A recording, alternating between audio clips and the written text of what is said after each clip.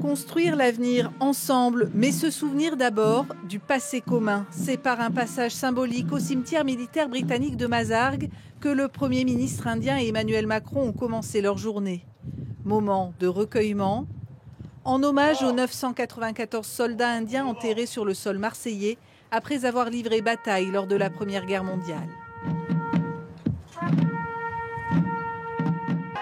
Puis direction le 397 de l'avenue du Prado pour l'inauguration du nouveau consulat général de l'Inde à Marseille. Les deux dirigeants ont été acclamés par la communauté indienne. C'était très chaleureux, les gens étaient très excités, il y avait plein d'excitation. On était ravis d'avoir cette ouverture de consulat avec les deux têtes de l'État.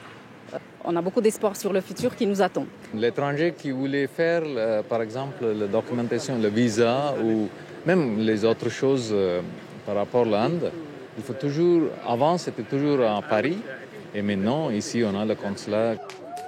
Du balcon, Emmanuel Macron et Narendra Modi ont dévoilé la plaque du bâtiment avant de repartir main dans la main vers le grand port maritime de Marseille dont l'Inde est le 6e plus important client. Merci messieurs, dames. À la tour CMA-CGM, ils ont été reçus au Fleet Center, poste de commandement des 660 navires de la flotte de l'armateur marseillais.